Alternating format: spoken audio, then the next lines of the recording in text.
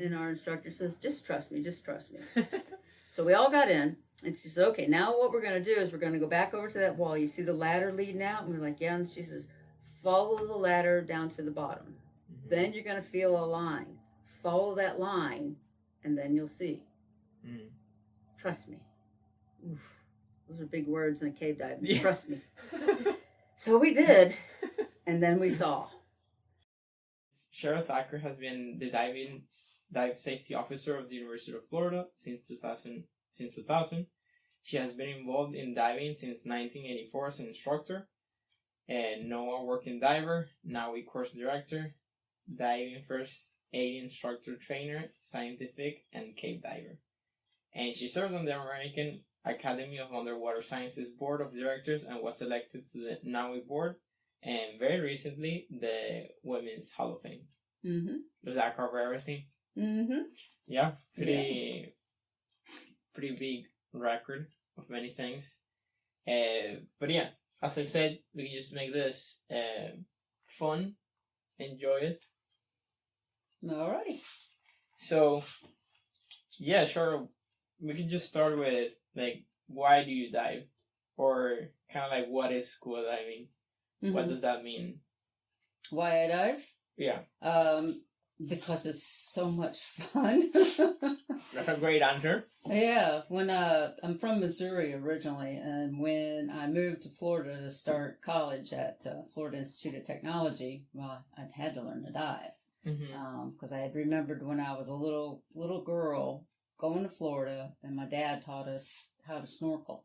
And it was like, wow, that underwater world is amazing. So that's why I got into it. And then I moved into, I enjoyed it. I wanted to make other people enjoy it or give them the opportunity. So I quickly got to instructor and started teaching. And then with just my career, I have continued, because I loved it so much, that my career turned into becoming the dive safety officer. Was this a career path that you thought you were going to do when you were little, like teenager, kind of that age? No. When I was a teenager, I do remember that I wanted to live underwater. Okay. Kind of like in a pod or something. Okay. It's just, like humans living underwater, and I'm tending some kind of garden. I just remember. Was it more like fantastical, like, oh, what is like living in the water? Or like, did you envision yourself in a career living underwater, kind of like a biologist or like a researcher or something like that? Right. No, I at that age, I wasn't really thinking too much of my career. Gotcha. I just knew that I wanted for sure to be on the ocean or around it, and so that's why my degree was in biological oceanography. Okay. And I'm not sure what is biological oceanography. Is it like just the geography of the ocean kind of a thing? More the biologic portion of it. So biology for the fishes, the plants, all the different kinds of things down there. And what is that difference from like a marine biologist? Marine biologist would be more so marine biology would be more of those animals, actually studying those. And then the oceanography aspect of it is we're looking at how the ocean and the water and that is affecting those animals. Okay. And you said during that time you wanted to live underwater? So yeah, well, not at that time. I'd grown up and I understood it. But when I was, like a teenager, yes, I did. I really thought I wanted to live underwater. How did that look like? Like, what? Did you have a clear picture in your head or something like that? I did. I still have it. I remember that I would draw pictures, and what I had was some kind of pod down there because I knew I didn't breathe underwater without help. But I remember I had some kind of garden that I was tending down there, so I was living off the land, so to say, the ocean floor. But again, I just that was. Well, there's still time to do that, right? Yeah. Well, some people are out there. I mean, they've been living under, and it's kind of funny that my husband actually got to spend a week or two underwater in a habitat. So he got to do part of my dream. What did that look like? What was he doing there specifically? They were doing some coral studies. And so they're in just like a chamber kind of thing. And it had 6 people in there and barely big enough for 6 people and everything. So, I mean, they did everything there. Cool. Food was potted down to them. There was a permanent structure up above it at the time, and so they would, bring food down to the scientists down there, because kind of hard, you're in this enclosed capsule to actually do any kind of cooking. But they have a restroom, and they actually has what's called a moon pole, probably about this big as this table, to where they can enter into the water. And so they had the habitat actually pressurized to keep the water from rising up into it. So it pressurized that. And so they were studying corals, and they put instruments, and they put some kind of like contraption over different corals to capture, like when the spores would go out for reproduction, so that, and then also I think they were doing some different chemical testing with them to see how they're reacting to that. And like for us scuba divers, just standard scuba divers, here in Florida, we're at, sea level, and we enter the water and we go down, and as the pressure's building, it's saying, hey, you can only go down so long because of the nitrogen that's building up in our system. So we have dive tables or computers to tell us exactly how long we can stay. Well, in the habitat, its base is at 50 feet. Below water? Yeah, so 50 foot deep. Yeah. Okay, so that's their starting point. That's their zero. Right. When they, go to the dive. So their gauges are fixed so that they would be able to start that zero for them, and then they can go down to 100 feet, which would be another 50 feet, just 50 feet for them. Okay. So they can then conduct some research, over that section as well. Okay.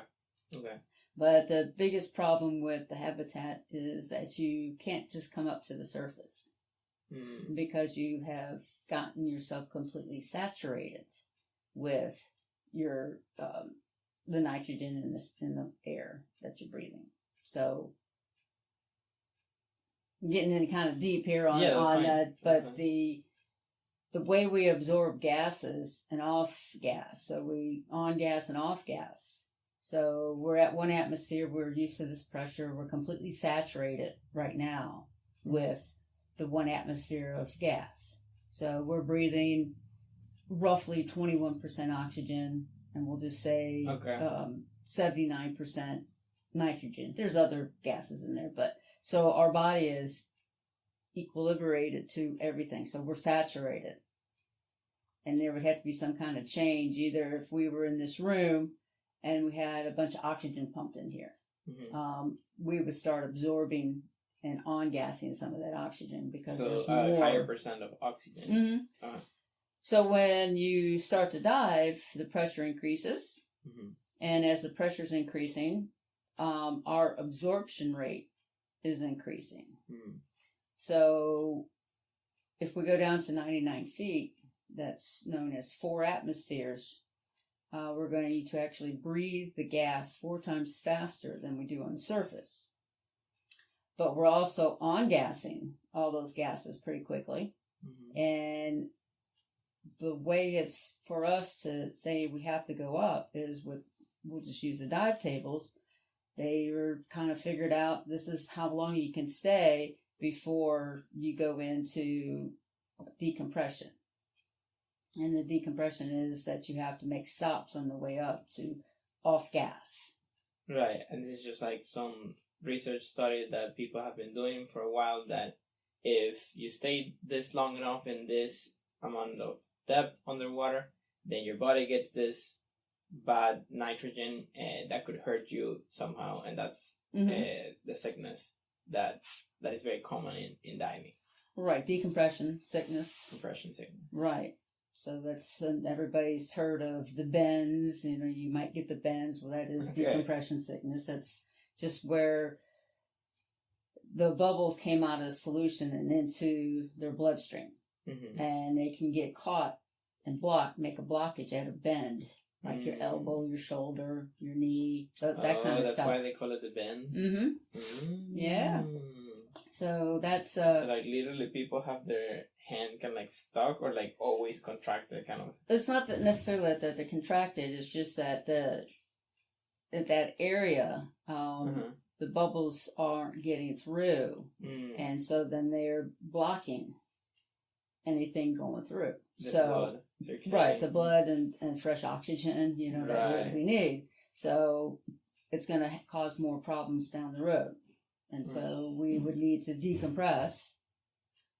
Possibly in a recompression chamber where they send you down, recompress everything down to all the bubbles to really small, and then bring you up very slowly. Okay. So that you absorb everything and you're off gassing. Okay. And hopefully get rid of it. The recompression chamber would be when you're in the pod. Or when you're getting sickness. When you yes. So okay, when you get the sickness. Yeah, so So in the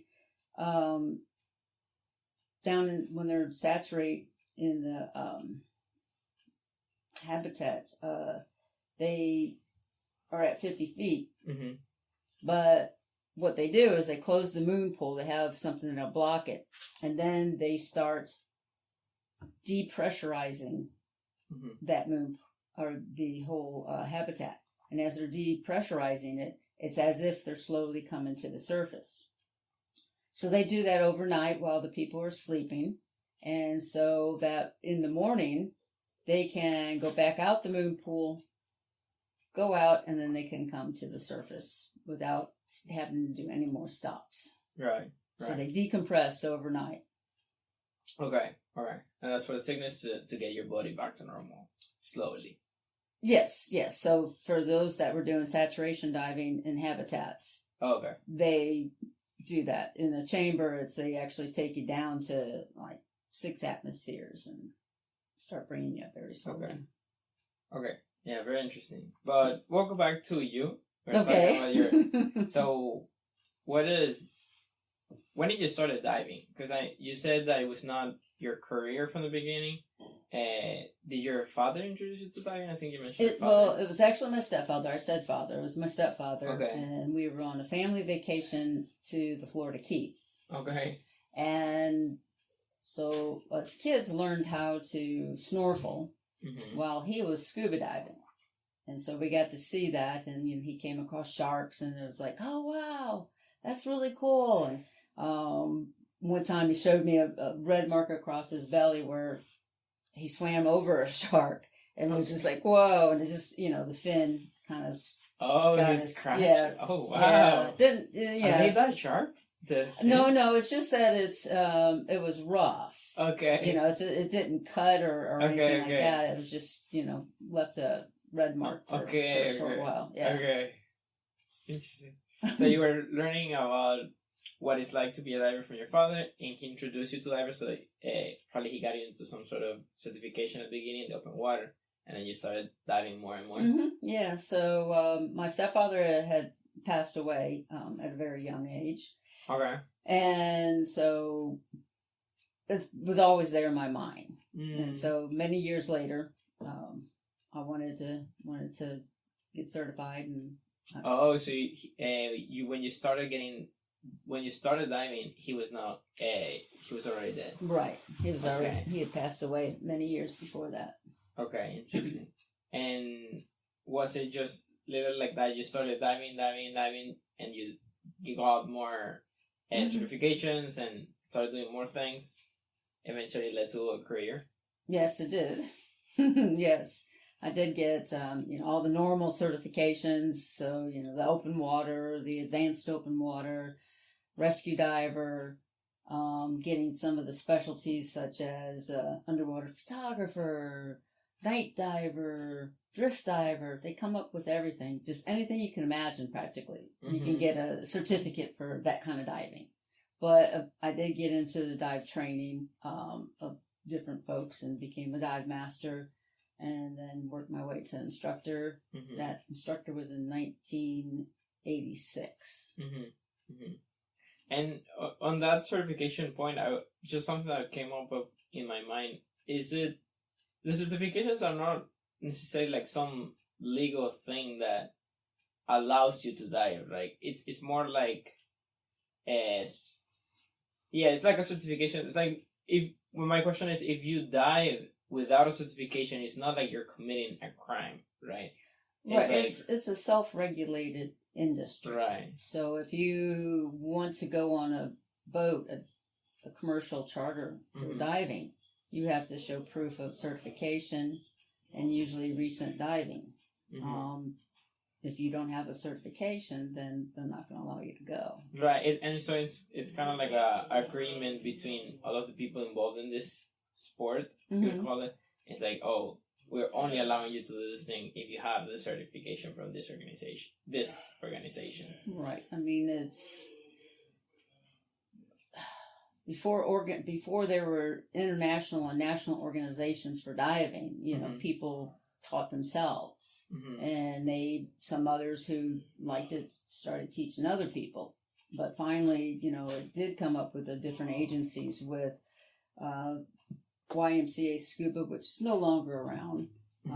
And that was like the first one in NAUI, National... Underwater? No. Yeah, so yes. So NAUI is, of course, underwater instructors. Okay, National Association Underwater Instructors. Yes. Gotcha. It kind of left my mind there for a second. I was just like, oh no. But yeah, so NAUI is out there. They were just like, I think a couple months behind YMCA Scuba. And eventually Patty came in, and SSI, and a bunch of others. Okay. Yes. So what was your first career or job related to diving? Okay.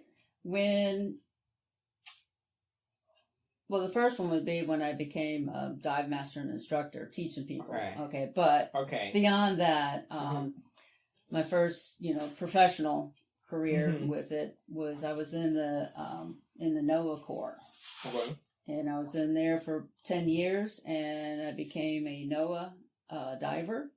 They had something called NOAA Working Diver, and we didn't call it scientific diving at that point, but we did scientific diving as well as working dives, such as line gets caught up in the prop of a boat. Someone's got to get cut it all out and get it out of there. So I did those kind of things, as well as biological different research. I worked for National Marine Fisheries, which is part of NOAA. I was a uniform officer for NOAA. So as a uniform officer, you do time on a vessel, and then you do time ashore.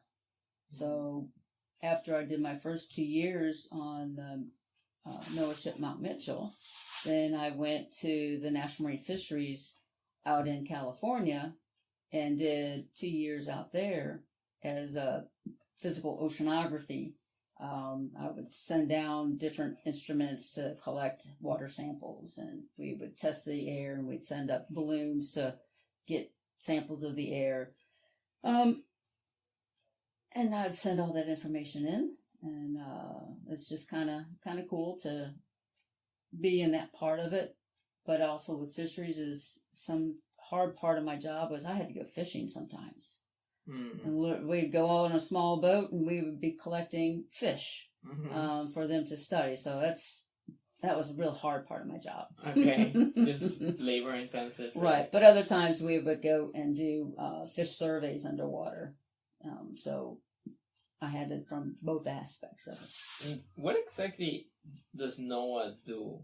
Because is NOAA part of the U.S. government? It is. Is it like is it kind of like NASA? Like its own division of scientific research, but also like applied, that is part of the government that does this specific thing instead of aeronautics and space? is like oceans and oceanography. Would that be yes, it's something like that. So it's the National Oceanic and Atmospheric Administration. And so that's NOAA. So they do our weather service. They're the ones who flies into the planes into the hurricanes. Then if there is a oil spill or shipwreck and it's going to be coming ashore, well, NOAA's down there trying to manage that. So to mitigate, to make sure that as little as possible gets there, and how can we prevent it? We're going to be looking at the tides. We're going to look at the what the weather's going to be doing, how the currents are running, so that they can manage all that. So that's another aspect that was hazardous material kind of stuff for NOAA. Then they had surveying aspects. The one ship I was on, we were doing surveying with the vessel for charts, for the nautical charts. And one particular time, I was the executive officer, which is second in command aboard a ship, and the TWA Flight 800 busted, blew up. They're not really sure exactly what happened, but we got called to go there. And when we did that, we had to use the vessel, and we were surveying the ocean floor, and we were able to find all the, a lot of the wreckage. And no one survived from that, which is a very sad aspect of it.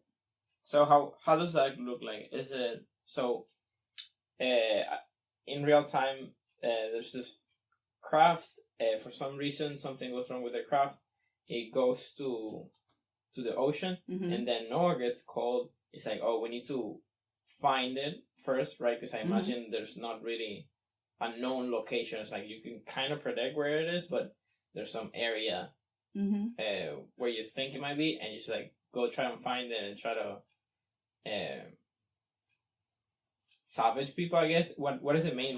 So our mission was to locate it, everything under, and then they called the Navy in to actually do the salvaging of the different parts. So there's, a row of seats in one spot. There was the fuselage. There's all the different things that wasn't floating on the surface, because there was a lot of debris on the surface. The rest of it was down on the bottom. And of course, I don't know if they've, recovered any of the bodies. I'm only assuming that they did, because I was not involved in the diving aspect of it. But I was being a temporary commanding officer on that project, because the commanding officer was actually ashore and in a command center. So then I was just in charge of the ship with surveying and locating and so what is it, like some big ship in the surface that has some type of sonar, right? Some sensing device that can figure out that signal that you get from the aircraft, like maybe like some specific return from this sonar. Right, there's different types, and on the ship we were on, we were actually doing side scan sonar. So we were towing a sonar. And then it sends out, and what we get back, we'll see shadows, and we know, or we'll see a good definition in there, and we know that has some height to it depending on the shadow. Yeah, so it's funny. I've worked a little bit with side scan sonar, so it is really like some type of, you could think of it as like some scanning thing, or that is almost like a picture, right? Because you're getting at the end like a slice of a picture, and then when you move, you're getting like the picture underwater, like the object. It's pretty cool. And so that's what you did to find the wreckage. Okay. So luckily we found the wreckage, and like I said, the Navy was able to come and pick it up. That's pretty amazing. And there's another wreckage, not modern wreckage, but I have here that you were chosen for the NOAA Monitor Archaeological Research and Structural Survey Mars Expedition. So it's a Civil War ship that you have to, or what was the story of the ship? Why were you called in, and why did you do in that project? What was your role? Right. So the ship, the USS Monitor, was an ironclad vessel, and the Merrimack was another ironclad vessel. And what is an ironclad? So the surface of it is covered in iron. Okay, so like a normal boat. Right. So well, back then boats were wooden. Right. So this was an ironclad.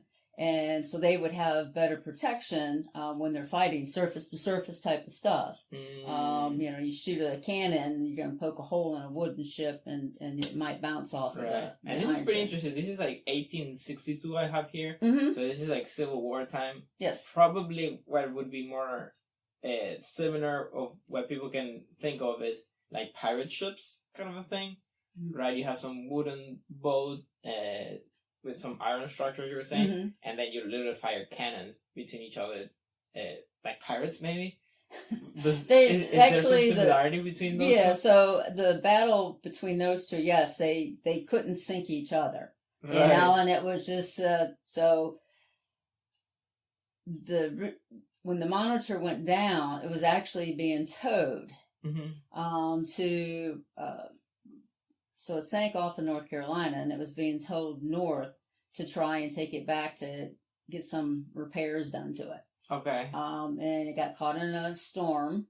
It had a turret on the top of it, and the turret is just completely going around so that they can shoot, their guns. Oh, interesting. So it would go around, but when the ships start to go down and stuff, it would take on some water. And then that turret ended up falling off, and the ship sank. And then in the end, the ship was like upside down, and the turret was right on it and next to it. So it was kind of wild. So did you have to go down there and see it? Yes, we took a submarine. Okay. Oh, right. Yeah, I'll put the picture somewhere because the picture is super cool of the submarine. Right? It's kind of like I don't know how you describe it.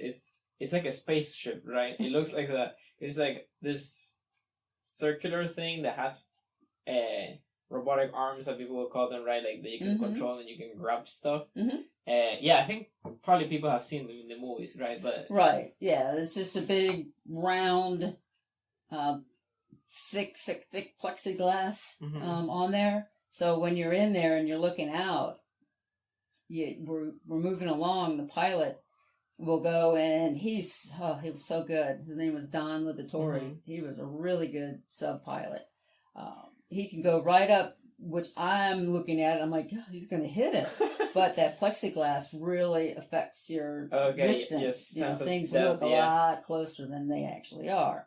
Okay. But he was able to, like a hairband, so it was bigger than this, but he was able to go out with that arm, pick it up, and then opened up one of the little containers for sampling and drop it in there. And I was amazed by that. It was like, wow. Okay, that's pretty good. So what was the mission in there? Yes, the mission. Just, recover pieces of the craft and put them in some tiny compartment? No, not on this. So the Monitor had been down a long time, and so we were doing a structural survey. Okay. And that was to see how the structure was physically, and do we need to do anything about it? Is it just deteriorating and pile of rust or what? So we get down there, and the goal was to go up to it. We had, we went down in an open diving bell, and we had umbilicals all the way to the surface.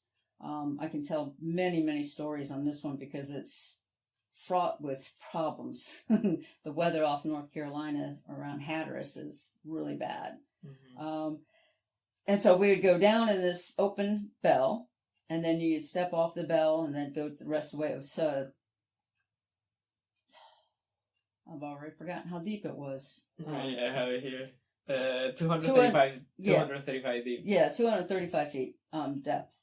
So you'd go down there, and then you can't swim because of everything. There. Yeah, so you go down, and we actually were wearing big boots instead of fins, and we're walking. Oh, so the bottom. you went with the submarine, and then you came out of the submarine? Nope, those two different things. Okay. We're in what's called an open diving bell. Okay. So it's open so that you can just go out of it, and it's got gas lines right there in case you need to breathe something different. But our umbilicals came from the surface, and it was on the actual bell, so that we can get all the way down. And so it was like... Is the bell like a pocket of air? The bell does have a pocket of air. Mm-hmm. So if you stand up, you can take your mask off and talk or breathe it. Mm-hmm. But also, it was like an elevator for us. Okay, so it's like a line from the surface that it goes down. It has the bell. Mm-hmm. And then you go down, you yourself maybe like going down, like diving or something like that? No, so going down, we're just riding it.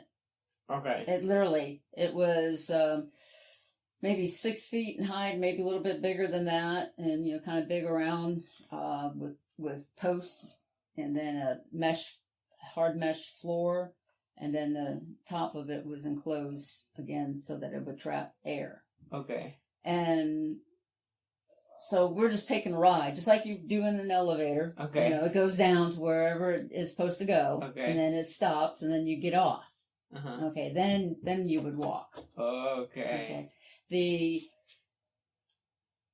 submarine was to take all the video of the structure. Okay. To see how things are and see where everything's laid out. Mm-hmm. So there were two different parts of the mission. Mm-hmm. And the divers were to go down there, and they were to get a better close-up, can see what the condition and the structural survey, structure was. But we only made it to the bottom a few times because we had lots and lots of issues with that. Back then,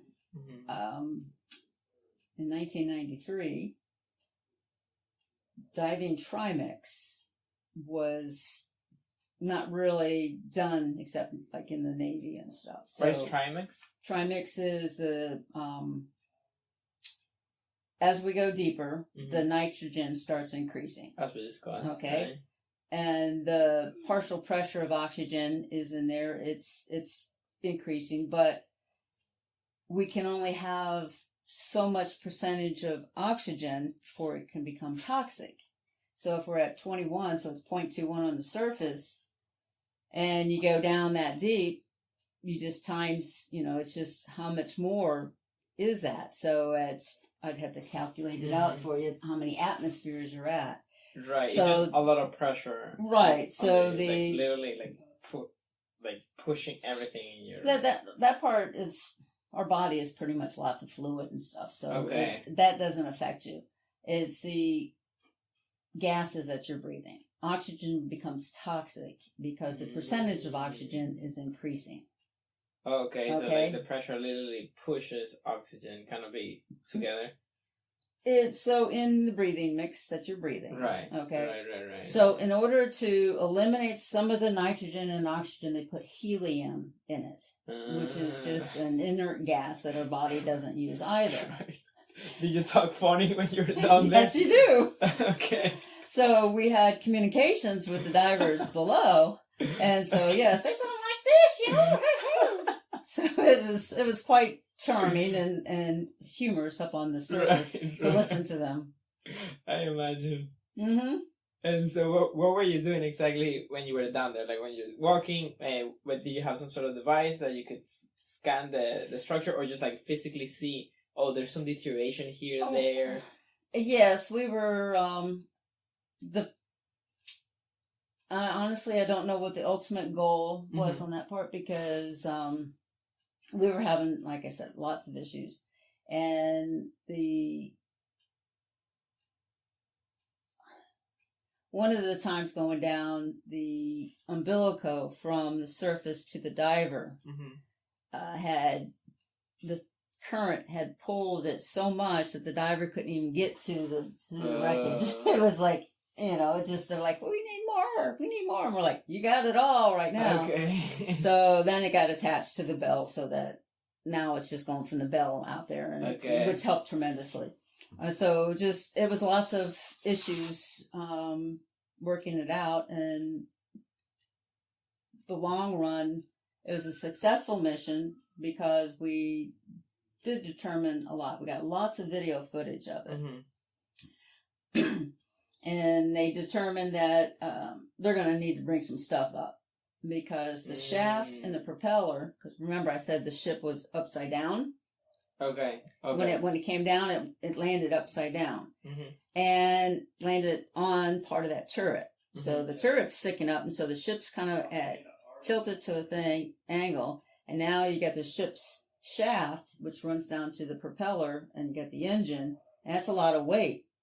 So it's starting to pull down as the wooden part of the ship is starting to break down. Mm-hmm.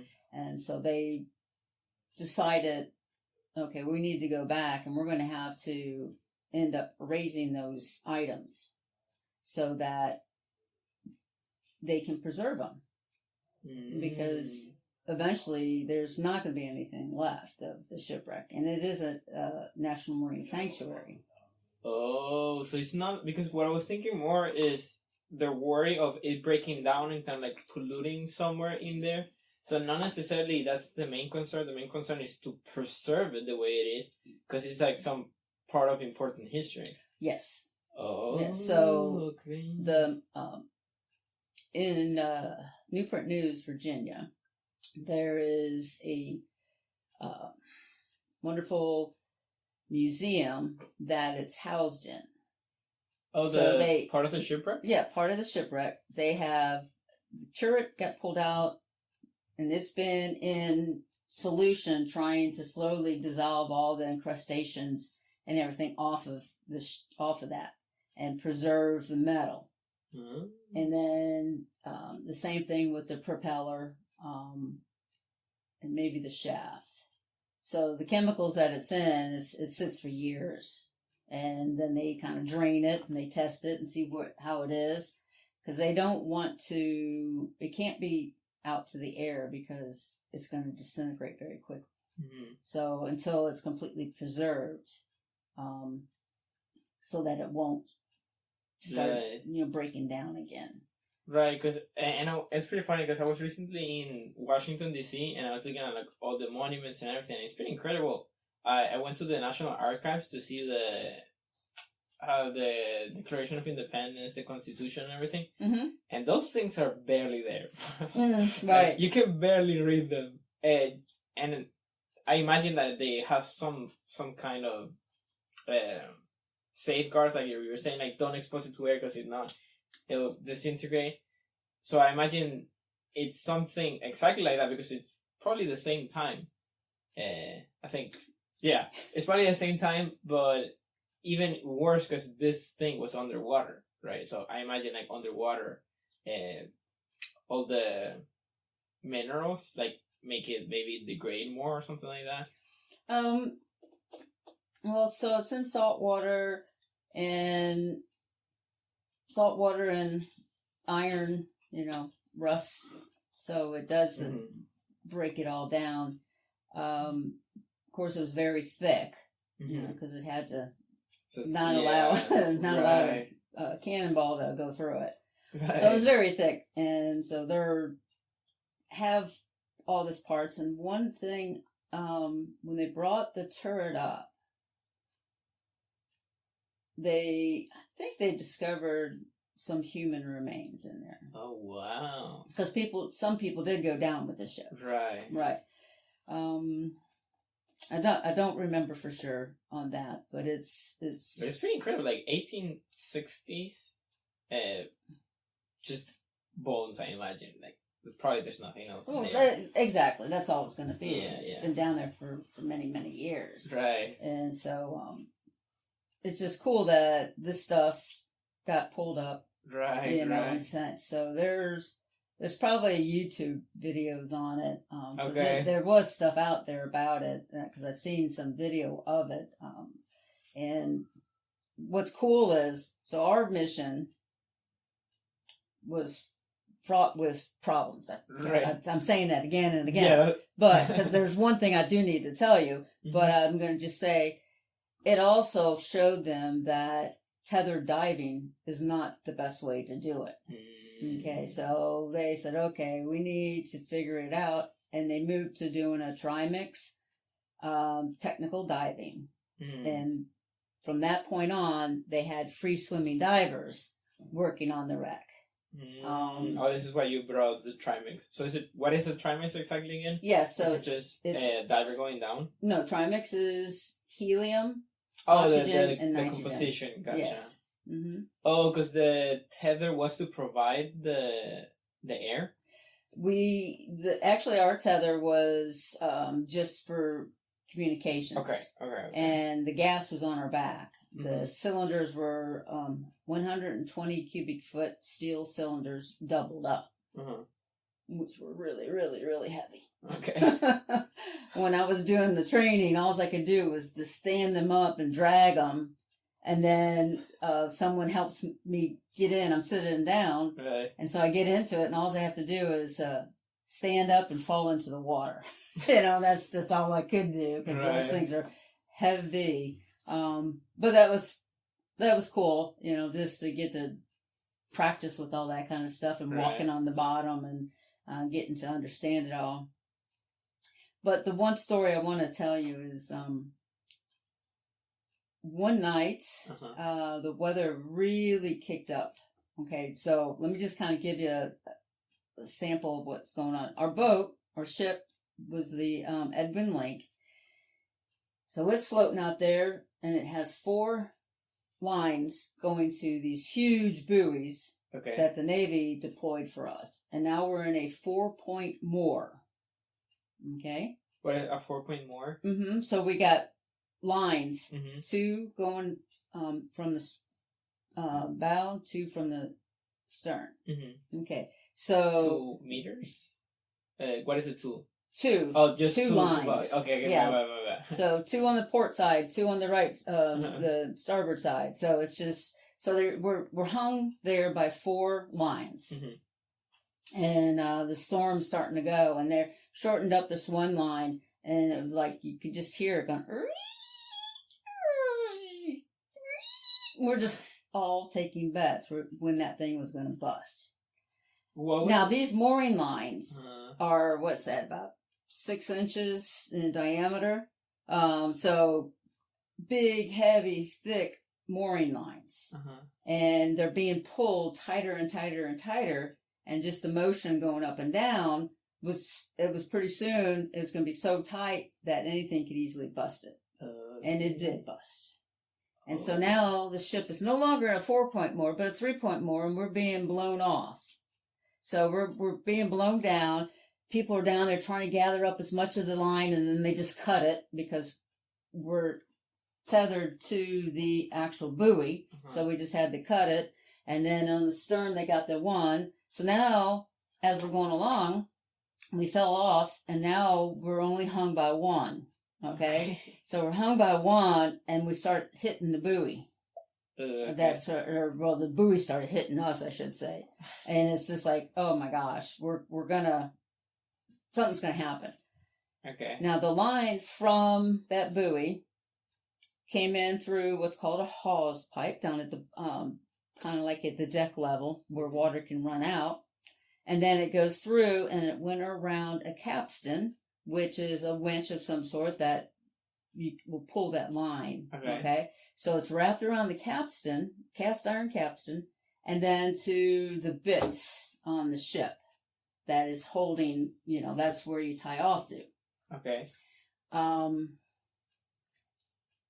The pressure got so bad out there from the ship and all the stuff. Again, now we're just hung by that one. So like I said, that line, you pull, it's getting tighter and tighter, tighter.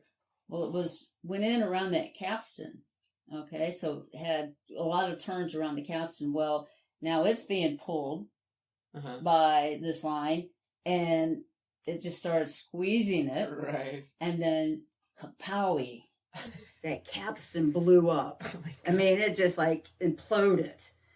and cast iron pieces started flying everywhere. Cute little thing is I met my husband on that trip. And a piece of cast iron went right past his head within inches and hit the bulkhead of the ship. Wow. And we were all on the upper level with our life jackets on, ready to abandon ship. Right. Because it was like, if we couldn't get out of that mooring, we could have the ship could have gone down and landed on top of the monitor. Mm-hmm. But it didn't. When that busted, it didn't break the line. Oh, wow. So now we're still hung by one. And so a brave bosun, our ship's engine, I forget exactly, I think he was a bosun, went back. What is a bosun? Someone who's kind of in charge of a lot of the management of the ship and the tool, the instruments, and so they're back there. So he put on like a Spyderco knife, duct taped it to a long pole. And now remember, we're really moving around, and he goes around and gets behind something. The biggest danger of a line, if it splits, is going to be, it's like just, a whip. Yeah, so you're like, take your bungee cord, and you're stretching, and if it was the bust, or one side lets loose, what happens? It all comes smacking back. So that's the danger about working around lines. So that's why he had this very long pole with that Spyderco knife, and he just had to hit it a couple of times and kind of like hit it and pull, kind of go like that. He did that like 2 times and the line split, and then off we go to Morehead City. Oh, wow. Yeah. So now we lost all that line. We lost the capstan. And so we had to order all that stuff. And so we were in port for a couple of days. But it was crazy. I mean, our lives were at stake, and it's like, oh my gosh, are we going to die here? And but we didn't. And we successfully got back, and we got everything that we needed, and then we went back out there. And you got married. Well, yes. We got married quite a few years later. Yes, but yes, I did. We did meet on the initial training. Okay. This is funny. So he knew, husband Dan, he knew a lot of people where we were being trained at. And so he was out with a buddy the day I got there. And so I met everybody else in the expedition except him. And so our staterooms were actually across from each other, which is the bedroom, a stateroom. And their bathroom, it's a shared bathroom, or called the head. So the next morning, I brushed my teeth and all that kind of stuff. And then I step out of the bathroom, and here was this guy sitting on his doorway, just waiting. He looks up at me and he goes, "It's about time." And I'm like, "Well, you must be Danny." And those were his first words to me. Oh, no, really? It wasn't love at first sight. What was he? Were you late or something? Like well, no, he's just a jokester. Okay. And was in the bathroom, and he had to use his mooring. And so we joke about that all the time, because that was the very first words I ever heard out of him. And just as a quick aside, did you continue working together for a long time? Okay, so this mission, we were chosen. Everybody was chosen to be on it. Right. Most of us for our deep diving experience that we've already had. And he was chosen because he had worked with the principal investigator, John Broadwater, on a different mission. And so he was known, and then NOAA, the people in diving, knew him very well because they used his facility. He worked at Virginia Institute of Marine Science. I was chosen because I was in the sanctuary program and I had deep diving experience. I was a uniform officer, and so I got chosen for that. So once the mission's over, we went our other ways. So I went back to Norfolk, and he went back to Virginia. So it was just but we're Norfolk, Virginia. We're still in the same city, more or less. Right, I mean, right. it's probably 45 minutes, an hour away.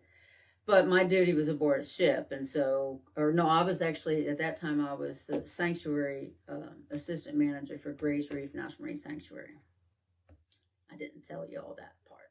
Okay. So we were in fairly close to each other, but I think my time at the sanctuary was just about up, and I moved out to California.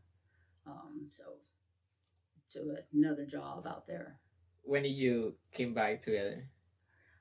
We got back together, I think in 95. Right. I was back in Norfolk area. And so, yeah, so it was as if we just saw each other the day before, you know, and it was like, so we both were like, kind of like, this is something real, you know? Okay. So, we explored it a little bit more, and right, you know, and there you are. we eventually were, you know, a couple. Did you keep contact when you were away? We did a little bit. Okay. But you know, long distance is usually not the best. But we got together, and you know, many years later, here we are. We've been married now since November of 06. Okay. We met in 1993. 14 years, 12 years, I don't know. Yeah, so it was a long romance, I guess. Yeah, cool. So what was the end of that NOAA period? Like, what did you transition to? Okay. After I did all that, and then I eventually got on the NOAA ship Rudy, that I was the executive officer. After that trip, or after that station, I already had put some feelers out for jobs, because our president at the time of the country was... Which was? This was 1990s? It was 1990. In 97, you became Smithsonian. Yeah, so it was... You joined in... Right, so in 96. Okay. Yeah, because it was in 96 I moved, yeah, so... Who was president in 96? H.W.? No, I don't think so. Reagan, Nixon, Carter... I don't know. I don't know. You can Google it, but, but it doesn't matter. The president was trying to figure out how to reinvent the government. Okay. And it got around that, well, let's get rid of stuff that we can have civilians and not, you know, government employees. So they thought, hey, well, let's get rid of the NOAA Corps. Because we were the smallest uniformed service, even though NOAA, it wasn't just the Corps. They were talking, they were just talking about the Corps, getting rid of the Corps. So either, if they did that, I was either going to maybe have a job as a regular employee of NOAA, or no job at all. And I don't think I wanted to be necessarily, you know, an employee of NOAA at that time. I really enjoyed the Corps. But I applied to the Smithsonian. They had a position open as a diving safety officer for the Museum of Natural History. And a long story, I accepted the offer, and I left the Corps. Okay. You know, so before we go to the Smithsonian, I did want to ask you your opinion on that. Like, because this is very interesting that this organization success, right? Because they're pretty much government funded. What do you think the role of the government, or what would you like the role of the government be in keeping those things? Like, would you prefer maybe that there's a NAUI Corps that it's private and that does their own thing, and maybe it's like a non-profit type of a thing? Or would you still like for the government to continue fund that? Because it is, at the end, as you were saying, like very much in the interest of the public, but maybe like a private institution can keep that. I don't know what. Right. What Well, what's your the thoughts? Corps still stands today. Right. Yeah, there's still a NOAA Corps. Matter of fact, the TW8 Flight 800 was what really brought it out that how valuable NOAA was. Who was it? I'm sorry. The TW8 Flight 800. Oh, the flight that we were that we talked about that earlier. we talked at the beginning, the fact crash that you had to investigate. So that it was like a good it was a good PR right. for NOAA. Right. And so it was like, wow, and we really need the Corps. Right. You know, and so it was no longer on the chopping block. But when it got to that stage, I had already left. Right.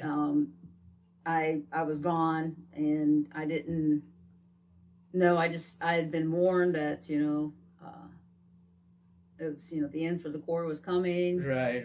Get a new job.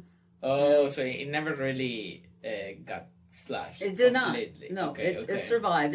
They had really gotten smaller because a lot of people did leave, but they kept on going, and then it started growing again. So, what is your opinion? Would you like, or would you think a private NOAA type organization could that still do the same job that NOAA does? Or do you think it necessarily requires like a government funding type of thing? There are plenty of different organizations out there. For one to encompass all that NOAA does would be a very big company. Multiple companies doing the different portions of it. Yeah, that could work. Since you brought NASA up, just think about the actual rockets that are going up these days. Elon Musk rocket that goes up and has done so a few times. Right. They're showing that private companies can do that too. Yeah. So what's to say that private companies cannot do NOAA's work? Exactly. That's a great point. Yeah. That's a great point. Not that I'm trying to get rid of them. I think it's great. Right. It was sure. We would. I think most people would agree that work would. It's important for that work to happen, right? For somebody to do it. Right. It gives people great opportunities. I love that job. If the Corps wasn't going down at the time, you would have stayed. I would have stayed, and I would be retired right now, and living the good life. I'd be joining my husband on these trips and stuff that he goes on all the time. But I'm not retired, so I have to continue to work. So it's just if I could have foreseen the future, then but then we might not have ever met. That would be sad. That would be sad. But so yeah, I think now we can get to the Smithsonian. So what was your role in the Smithsonian? And maybe very quickly, the Smithsonian is this institution. Is it also it's government affiliated? Like, because it's basically the Smithsonian is the one that has all the museums in DC. I just went there recently. That's why I'm mentioning those really cute museums. By the way, like I went to the natural science, to the American history and everything. Super cool museums. But basically what I imagine it's going on there is like this institution that it's like an archives institution, kind of like preserving knowledge. Like, what would you say the Smithsonian's goal is, and what was your role within the Smithsonian? Okay, so as I mentioned, I was the diving safety officer for the Museum of Natural History. Right. And the diving safety officer manages the divers within their program, reviewing dive plans, possibly participating on the dives, conducting dive training, and having lots of paperwork. And with the Smithsonian, I did all of the Smithsonian's equipment. I rebuilt all the equipment. So I was the equipment person as well. And I would get to do some great things. I got some great expeditions with them. but they are a federal government, agency within the federal government. And they do house a plethora of things. And so any museum, that's what it's there for, is to store, maybe display, but it's in the storage so that if you had something that you're really interested in, you could go there and find it and either officially borrow it, and use, a subsample of that to do DNA analysis or whatever it is. So that's what museums are all about. It's not just what's on display. And they also, of course, have researchers who go out there and continue to collect specimens and bring new knowledge to people about the all the research that they have done. And so that's its role, for all the different Smithsonian museums up there. So what was you already mentioned that you were kind of like the equipments, a little bit of research.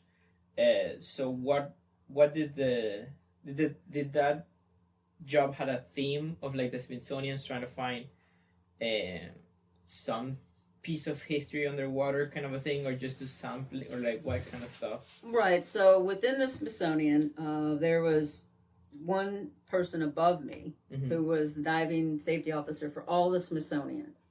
And then I was with natural history. They had the zoo actually had divers in there. To take care of the aquarium zoo. Okay, you had to take care of the animals in the water. Right. They had one out at two remote ones facilities, and then they had one down in Belize. Okay. So they're kind of spread around. So the divers or the scientists have a variety of things that they're looking for, and the different projects that they go on. Okay. I went on a biodiversity study, and I did the underwater portion, and so we were to collect species of animals by virtually picking them up. We had put rotenone in the water, and it gets in there, and it makes the animals like that have gills kind of choke, and then they die. Is it like a powder? It was definitely a powder that we spread. We had it in a bottle that we could squeeze and get it out there.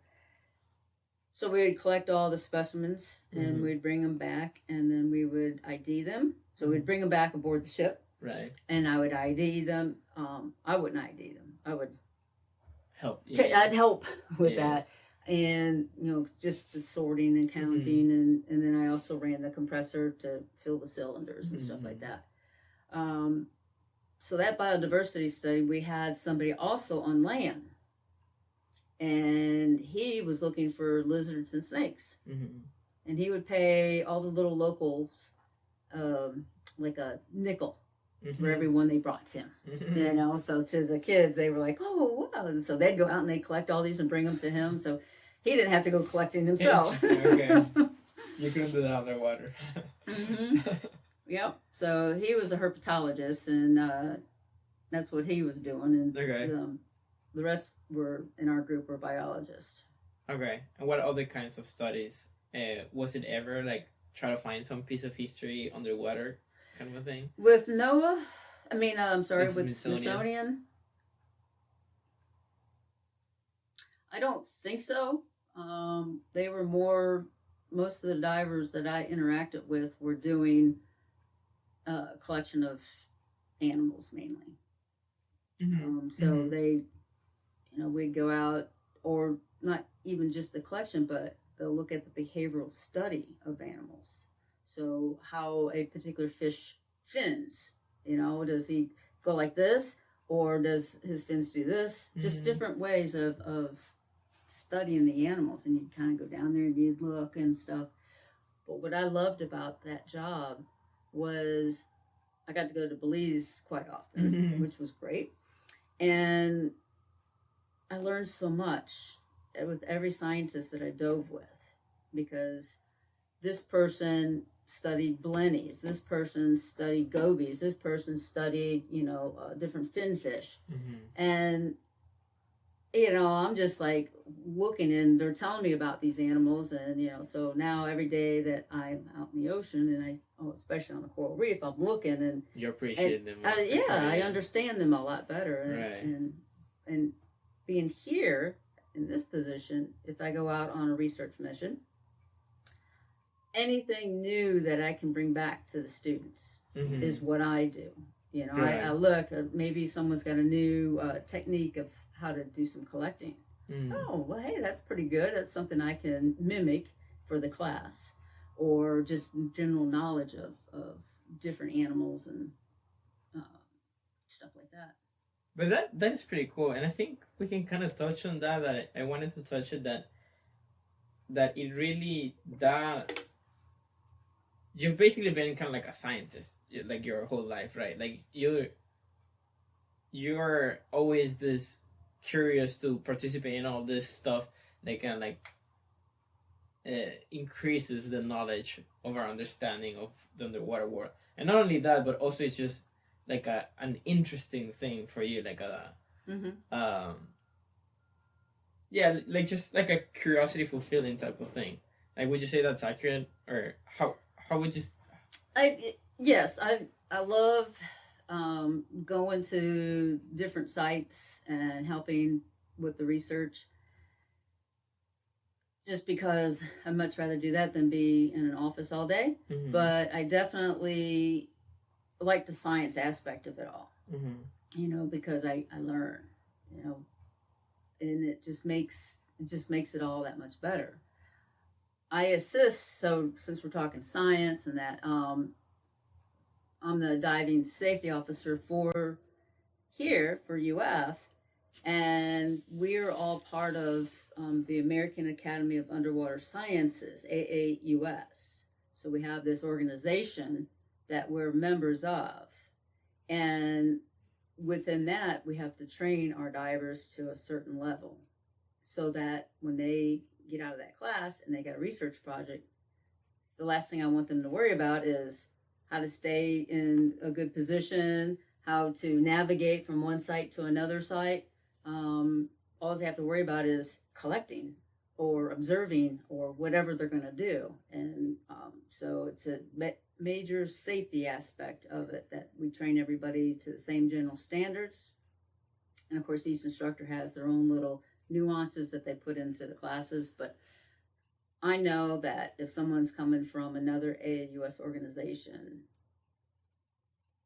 they're going to be up to snuff, versus a recreational diver wanting to dive with us. We can't accept that person, but they might have had all the training in the world, but I can't accept it. But science is all what it's all about. So, do you have any other more specific memories in the Smithsonian, or then we can move on to what you did after the Smithsonian? Was it after the Smithsonian directly to UF?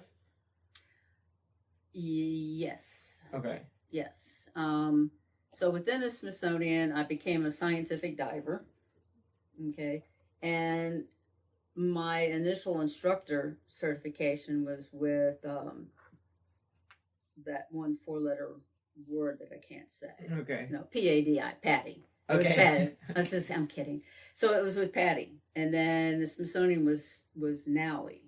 Okay. National Association of Underwater Instructors. Okay. And so I crossed over to NAUI. And I'm glad I did, because that has really brought me forward from there.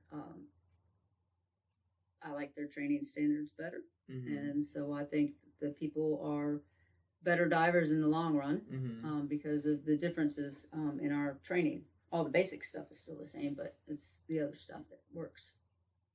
So I appreciated those two things, getting that training. And of course, I got to go to Panama to be there for another DSO that was going to another location, and so I got to go and do that, and so I got to see that part of the world, and that was. So we're in Panama. Panama. Okay. Yeah, they because they're pretty thin. Like they should have good divings on either side. Yes. Like east and west are pretty accessible. They do, and so Panama City, Panama. Right. We have a Smithsonian facility down there. Okay. It's called STRI, Smithsonian's Tropical Research Institution. Okay, so that was STRI was down there, and it's a Smithsonian museum, and so then they have a dive program down there because they had different research stations that they could go and take their divers to, and people would go down there all the time. They had one that I didn't get to go to because it had just, I think the Kuna Indians had, confiscated it back. They no longer were allowing Smithsonian to use it. But they have one, Bocas del Toro, is where their research institute hub is, I guess, for divers, and therefore divers go there all the time. And you said it's mostly tropical investigations? Well, yes, it's down in the tropics, and okay, just like a region. Yeah, so Smithsonian gotcha. Tropical Research Institute. So it's, I imagine they do more than, of course, underwater. They also do terrestrial stuff. Right. I can't debate that. But what was wild is I was staying in like a long-term hotel or apartment or something, and I rode a bike from that to the office every day. It was so humid that I had to have dry clothes at the office that I could take a shower and get into because it was really hot and sweaty. But I had to go through a check station, and there were armed guards there. It was just that was Panama military. Yeah, that was just kind of like, ooh. But then I got to see the Panama Canal. Okay. And learn about that. Cool. Yeah, it was, and I got to go diving in a couple places in Panama. So that was a lot of fun and educational for me as well. That was part of the Smithsonian, and then you came to University of Florida, where did you start it right away as a diving safety officer? Yes. I had bought property in Florida a few years earlier than when I got here, so like 7 years earlier, and I always wanted to come back to Florida, and so this was my opportunity. I heard about the position opening up as the dive safety officer, and so I had applied to it, and the position was a dual type of position. We had what was called the academic diving program, UF academic diving program, which was the recreational program. And then we had scientific diving. And so I was in charge of both of those. And the academic diving program really had me working my tail off because I had to hire a bunch of instructors, and we had to develop these classes or redevelop because the program had been shut down when I got there. And so it was a good learning curve and experience. And we got everybody up to snuff with NAUI for anybody who had slacked off. That was a NAUI instructor before. And that's when I became a NAUI Course Director. So you can become an instructor trainer. And then above that is the course director. And so I can train and certify people to be instructors. Okay. I digress, but so I was in charge of both of those programs. And then after about 10 years, the ADP program was run through the College of Health and Human Performance. And they had gotten a new dean, and that new dean had decided that he was going to make that college kind of like an elite one, and they couldn't have a lot of undergraduate classes. And so they had a lot of sports rec classes. And so they got rid of all those, and mine was the last one. And they finally said, that's it. We're no longer going to be ahead, on that. So then I went 100% as a DSO, and we shut down that program.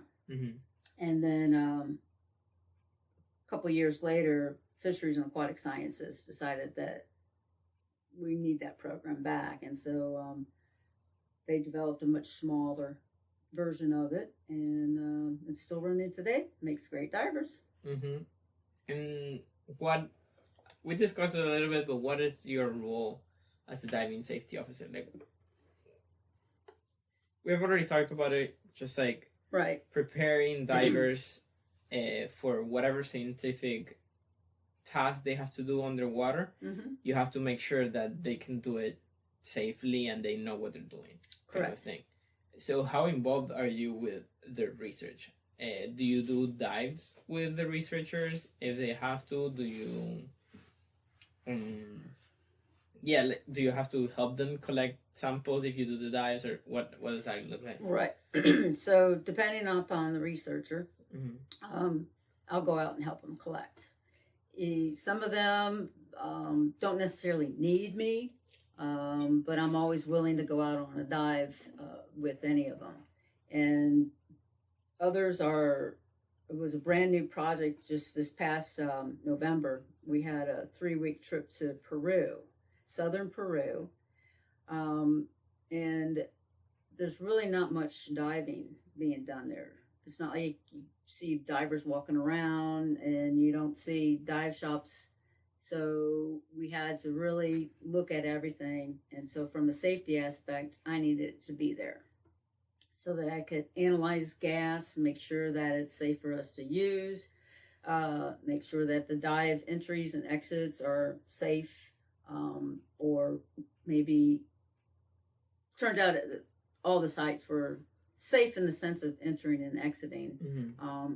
Maybe not actually diving into one spot. It was kind of nasty. Okay. But so it was quite interesting to do that. So therefore, that aspect, I was there to oversee all the diving, and of course I'm going to dive. I'm there, I'm going to dive. And so I turned out to be a pretty good integral part of it. I didn't really collect much, but I ran the video cameras and took pictures and stuff like that. So and this was for what exactly? It was a biodiversity study of invertebrates in Peru. Okay. They were doing a comparison to Washington, because of the way the current comes from the north, runs down, and it's a cold water current. They were going to see if Peru, which again, it's southern Peru, so it's cold water, and the current comes from the south going up along the coast. And so they wanted to see if the same types of critters are located in both spots, because they have the similar habitats. And yes, they do. Okay. They do. And they did find some animals they've never seen before. I don't know if they found any brand new, discoveries of new species of animals, but they did see some that they had never seen before. And that's pretty cool. What other types of different research have you found here? Because that is the interesting thing about UF, that there's many people doing many different things. Like, it's a pretty big university, pretty multidisciplinary.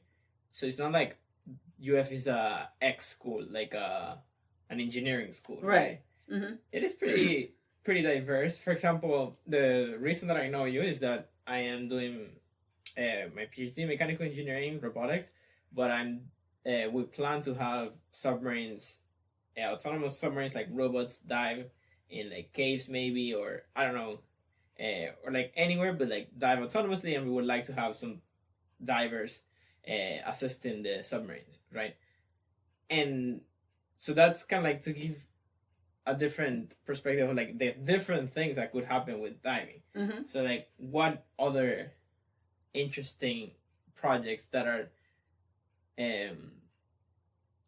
different between each other, like what have you encountered that requires some sort of scientific diving aspect?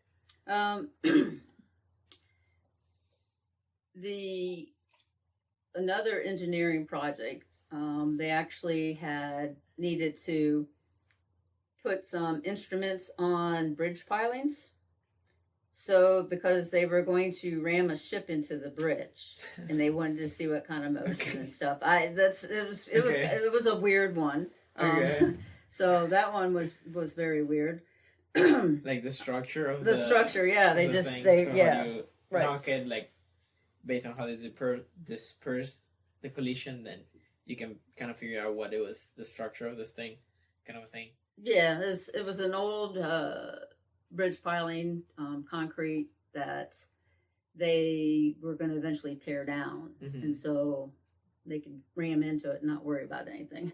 So there was that one, and I've been on one of our professors studies echinoderms, sand dollars, but not necessarily just live ones. It's actually, he's a paleontologist, so he wants to look back at the history, and he's doing a current study right now in the Gulf of Mexico and in the Atlantic of not biodiversity, but how many are there out there? How many? What? I'm sorry. How many of the sand dollars are sand dollars? What is that? I don't know. You don't know?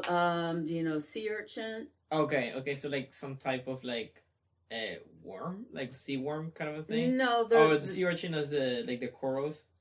Yeah, so it's got a hard. I'm the best in it's a hard biology. shell. The animal lives in it and covers it up. Okay, and that's just part of their body is the shell. So the sand dollars, I'm really surprised that you don't know the sand dollars. Yeah, maybe I don't know the English term. I might know the Spanish term. Yeah, but they're all types of echinoids. Okay, so it's in the echinoid family, genus, species, whatever. I don't know. Okay. And so they're going there, and what they do is they first get to a site and they put up like a quadrat, a very large quadrat, and then they put on sides to it so that it will hold or keep things from falling into that section. So they have like we'll just say a 1 foot wall running along. I don't know if it's that high or not, but and they go in there and they count how many urchins might be in there, sand dollars, and then they'll remove them. If they're going to keep them, they'll bag them, and then they will go and they'll take the top layer, about an inch, half an inch, and they'll go along and use suction and suck up that, and it's being sucked into a bag, like a mesh bag. And then they'll have any kinds of remains of other sand dollars or something that's what they're looking for. They'll do that layer by layer till they get to however layer they think they want to go. So that's a little bit different, and they're trying to go from very shallow to out deep to 100 foot or more, doing that. But so far, they haven't done any deep stuff for that method. They have done deep, just doing transects and swimming along the transect line and picking them up and samples of the bottom composition. So I was supposed to go with them yesterday. That's why I couldn't do this yesterday, but it ended up being canceled because of the conditions were not suitable for us to go out there. Gotcha. And so we've talked about a lot that your role here is also to instruct people, right? So what is that also like a big important part of what you're doing, of why you're doing what you're doing, like passing on knowledge to like the new people that do this type of stuff? Yeah. So as the instructor, again, I'm trying to make sure that you're going to be able to do your job underwater safely.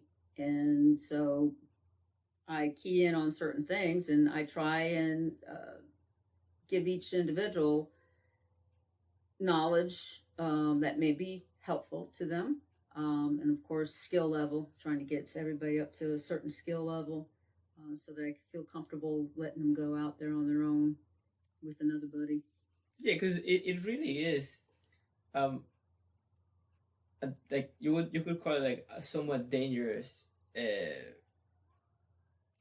occupation, right? Yeah. It really is, and that's something we haven't really talked about, like the experience of diving, right? Like what is being like underwater. So how would you describe that feeling? Because it really is something different, right? It is, of course. You know, we're in our scuba equipment where we're breathing compressed air underwater, and just being able to be neutrally buoyant and just hovering there and just floating and not needing to move any body parts and just observe things. It's just a relaxation method. And the more someone dives, the less they breathe. So we say the less they suck, you know, because they're not sucking their cylinders dry. Right. So you just get very comfortable, relaxed, and you understand, you know, that if I swim around from spot to spot and going kind of crazy, I'm breathing more and I'm going to go through my air a lot faster. So we usually just go slow and steady and enjoy life. So it could be kind of like a way to also understand your body, right? Like understand the limits of your body, understand, how far you can, or to just understand it in a sense of how to control it, right? Because there are some, like a big part of this is like all the practice, like for example with the scientific diving, all the practice, as you said, with making us be comfortable underwater, right? Because it at the beginning it can be uncomfortable. Yes. Or like it's kind of like a new experience, right? It's like anything new. It's like anxious, like can make us anxious, right? Absolutely. So it really is. It helps you to control yourself, right? Yeah. A new diver, since at this aspect we're training people who have been at least open water certified, right? And then but some of them just got out of their class. They might have their 4 dives from their class and that's it. And so we need to build their confidence up. You know, it's getting them to become more relaxed, to understand, and they do. As time goes by and the more diving they get in, they start really tuning in, fine-tuning in all the little things that I mentioned or I showed them. And I love to see that progress of somebody who might have had difficulties with something in particular, and then they're mastering it now. You know, so it's, to me, it's a good thing yeah, to see. Yeah, sure. It's good to see. And if I train a brand new diver, who someone who hasn't dove before, and I'm training them, the sheer enjoyment you can see that they're getting out of breathing underwater. Okay. You know, the first time they actually put that regulator in and go below the water and just breathe. It's just amazing the experience really, that they have. And it's somebody who I trained my niece how to dive, and she was a lifeguard and she swam all the time. And she had trouble breathing underwater. It was really bothering her. She just didn't like it at first. Right, because she's like already programmed to not breathe underwater. Exactly. So I told her, and she would swim around a lot holding her nose. And I say, don't do that. Just get used to it. And I said, I don't certify people unless they're comfortable. She goes, so like I have to do a mask removal and replacement and not cover my nose? I said, yes. As if that. And so she did. And a couple of years later I trained her for advanced diving, and she still was having a little trouble with that because she doesn't do a lot of diving, but it's fun. It's great. Yeah. And just to also keep on this thread of it somehow it is difficult that you have to manage, or you have to take responsibility of like basically like your life in there, right? Because Mm-hmm. in there you have your body, right? But like fundamentally, like you're responsible to do the right thing so that doesn't really bad happens to you, Right. right? And that could be also difficult to face, right? Difficult to deal with. Yes, people, they have that fight or flight mentality. Mm-hmm. They meet some kind of adversity. So within scuba diving, your air pressure is getting lower and lower, or maybe you hadn't noticed it, and your buddy hadn't noticed it, and all of a sudden you look, and it's like 200 psi. Oh my gosh! Almost running out. Okay. Yeah, so they have issues. I saw one diver who was diving with 2 other people, and I'm working with some other students. The 3 were students, and I had other students. And I looked across the way. It was at Blue Grotto. All of a sudden, I see that one guy just starts swimming to the opening to go up, and I'm just like swimming fast, and his buddies finally, nobody knew what was going on, so I got to him. He ended up getting on the surface before I could get him to stop him, and the buddies were going to go up, and I told him, no, stay down, do your safety stop, and so I go up and I talk to him, and he said, I got low on air, or ran out of air. And I was like, you've been trained to go to your buddy. Why didn't you do that? And he was like, I didn't think it, but the panic, right? Yeah, so he had that I'm getting out of here type of attitude. Right.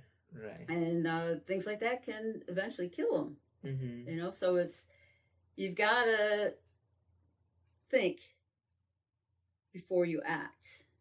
So you're meeting some problem, just stop what you're doing, breathe, think about it, breathe, and then take action instead of reacting to something immediately, because that reaction might get you in trouble.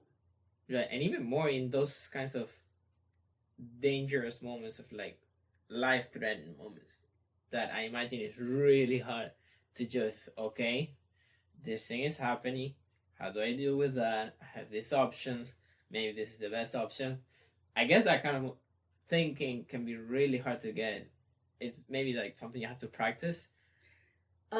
Some of it, again, the more comfortable you get underwater, right, the more you're gonna realize that I'm really okay. Mm-hmm. I don't have to worry about, I'm getting low on air, I'll just go over to my buddy. Mm-hmm. So it's, you learn. And you go to, just as a quick aside, you go to the body so that the body can give you his or her air, so that.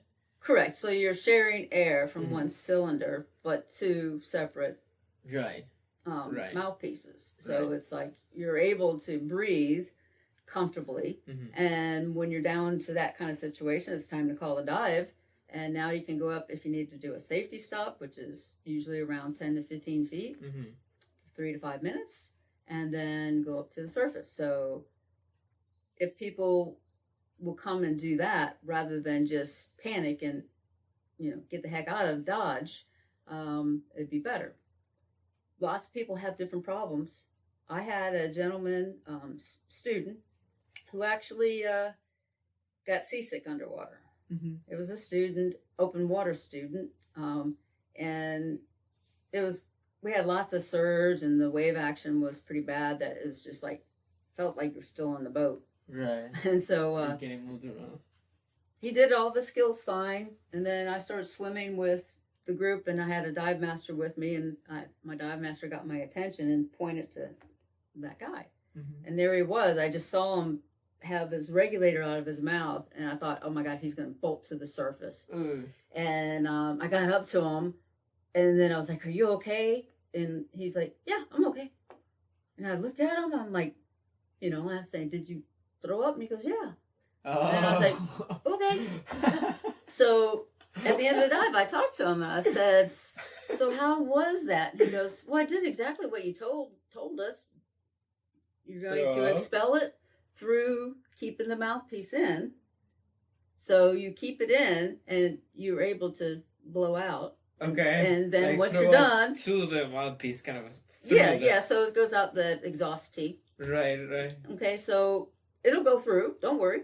Okay. And then what he did afterwards was he took it out and swished it around to clean it out, and then he put it back in. Oh, nice. And I was like, very good. Very good, right? You tell everybody about that, but you rarely see someone taking that action. So that was great. I was happy about that. Right. And yeah, we've talked about a lot of the like dangerous type anxious moments, but like we can talk about the fun and cool moments underwater. Like what makes diving underwater cool for you? Like what are the feelings or sensations or like situations where you say, oh damn, like this is nice kind of thing? Well, there are so many things. And it depends on the environment I'm in. Mm-hmm. If I am in coral reef, I just like to go really slow and observe wildlife. I might even stop because there's some fish doing some stuff.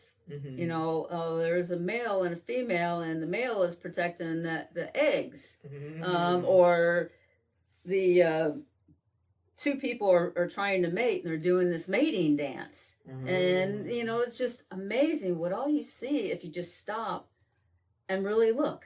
Right. Because when I was a brand new diver, what did I do?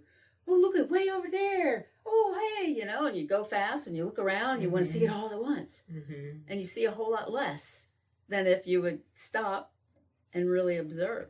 Mm-hmm. And so that's... Yeah, because even like the little things, that's a cool thing about it. Absolutely. I mean, the smallest little creatures, if you just look at them, and that's what I love to do. Mm-hmm. And so I find that very relaxing, and I enjoy it tremendously. I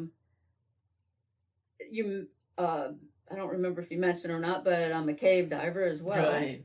And my favorite cave that I've been in is in Mexico, the cenotes. And I went and did a 2-week trip down there and just absolutely loved it. I had 3 favorites overall, and one of them was for the sheer beauty. We're in this cave, and there's stalactites and stalagmites and different types of formations.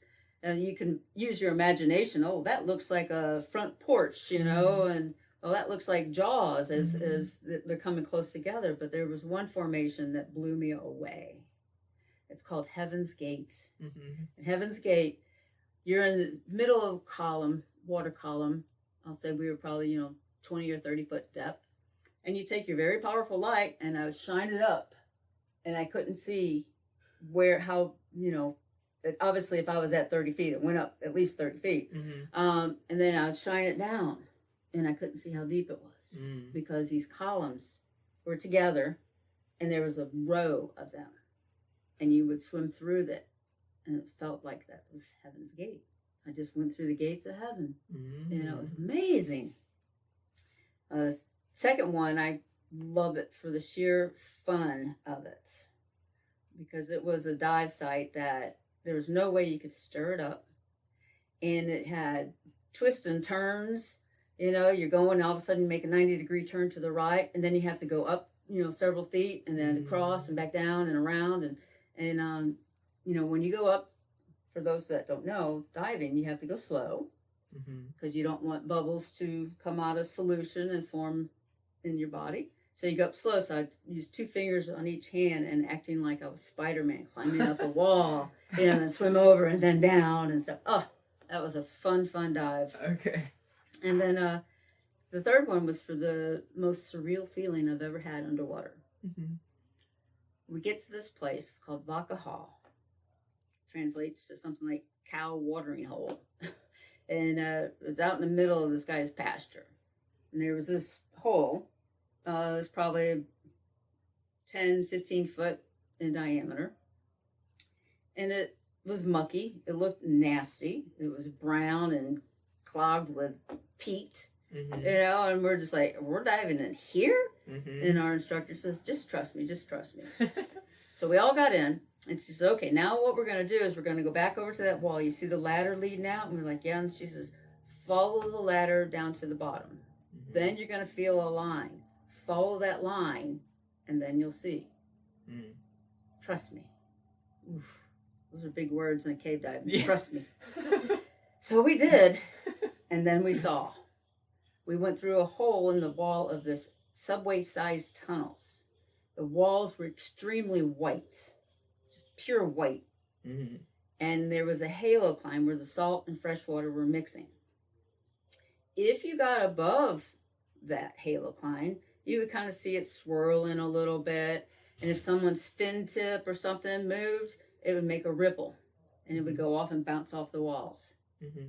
Like it was, you were above it. And it was like you're flying, because the water itself is gin clear. It's crystal clear. You can see forever. And so it was just like, oh my gosh, I'm flying up over this river. Mm-hmm. You know, that's what it felt like.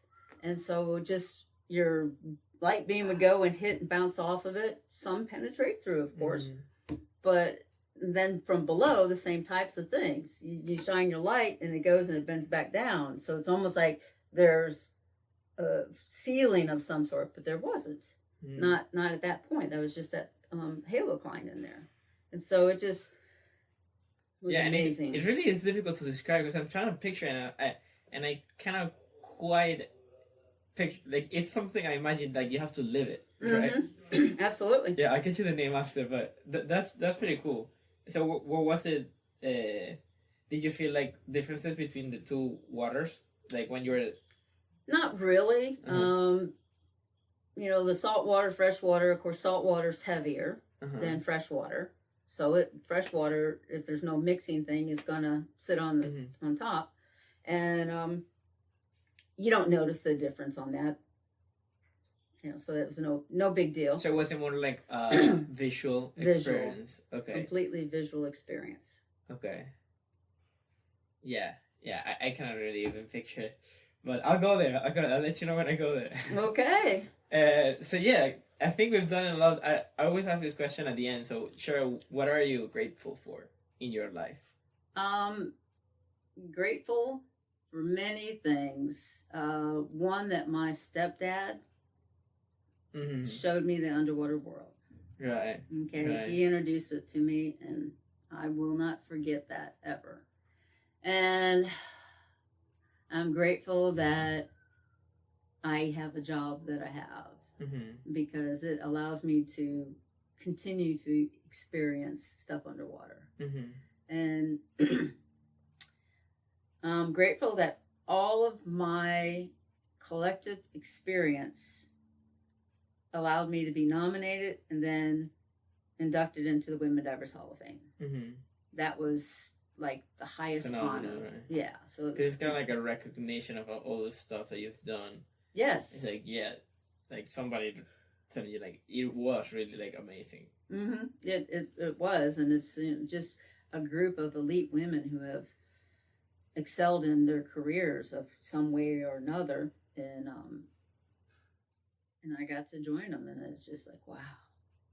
Zale Perry, for the older folks, know who she is. I mean, she was in Sea Hunt. She was an actress. She was also a NAUI instructor. And she was in that. And of course, she was the frail woman, who she was always going to be protected by, the guy. And so, which was Lloyd Bridges. So, I mean, I'm talking many, many years ago. I don't know his name, but that's okay. Yeah, so she's like, for a diver, she's, a queen kind of stuff. Everybody loves talking to Zale. And I've had numerous occasions to meet with her and talk to her and stuff like that. But then there's other people. Sylvia Earle, she's in the Women Divers Hall of Fame. Jill Heinrich. What did Sylvia do? Sylvia, oh my gosh, she was in NOAA, and she did a lot of submersible work, and she's amazing. She's the only woman, or the first person and only woman to walk the bottom of the ocean. I don't know how deep she was. It was really, really deep. And so she's done a lot of really cool things.